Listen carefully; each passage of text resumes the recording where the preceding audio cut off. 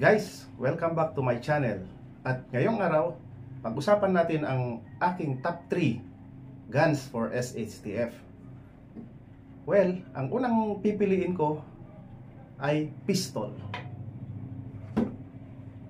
It's a 9mm pistol. Bakit? Bakit hindi 45? Bakit hindi revolver? Well, ito ang aking preference. Ang pistol na ito, Glock, it's high capacity na 9mm. So nagkikerry siya ng 17 rounds, 17 plus 1 rounds. So pag 1911 ang pinili ko, 7 plus 1 rounds lang yon. So ang pinag-uusapan natin ay SHTF. Kailangan natin ang baril na high capacity. Ang pistol, concealable lang, madaling itago, di ba? Ang pistol kasi ay paraan para makapunta ka sa iyong main battle rifle. Kasi ang pistol ay tinaguri ang sidearm lamang, hindi siya main battle rifle. But ito pa rin ang pipiliin kong pinakauna na kukunin in case of SHTF. So, punta tayo sa susunod. Ang susunod naman na aking pipiliin ay pump action shotgun. Yan. This is a Remington 870 pump action. Bakit hindi semi-auto? Bakit hindi magazine-fed na shotgun? Well, sabi ko kanina, preference ko ito. At ayon sa aking experience, ang pump action kasi hindi siya prone sa malfunction, where in fact yung magazine fed na nagamit ko na nagma-malfunction din siya.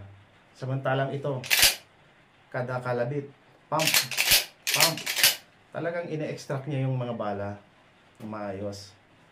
So, ang gamit ng shotgun, kung nanonood kayo ng news, yung nangyayari sa Ukraine ngayon, drone warfare, di ba?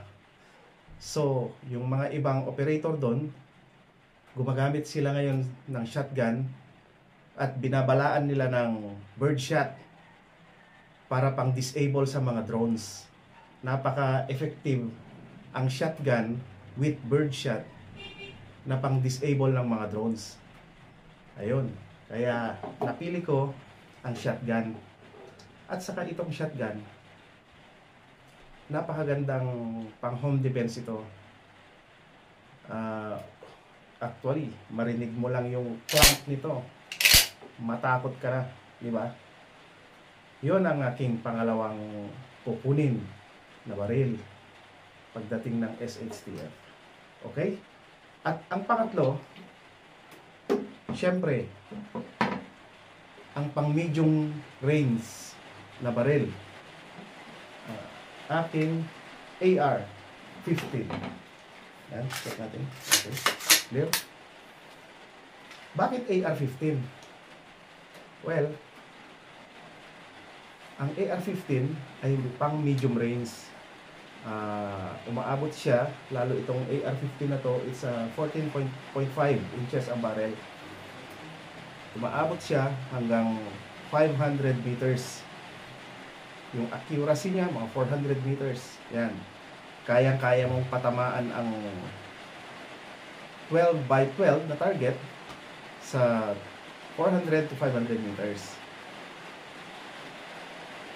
Ang gusto ko sa AR, napaka-versatile niya. Napakarami mong pwedeng gawin. Napakaraming accessories na pwedeng ilagay. Pwede kang maglagay ng mga mga laser dito, mga flashlight, light nito, pwede mong palit-palitan, lagay ka ng front and rear sight.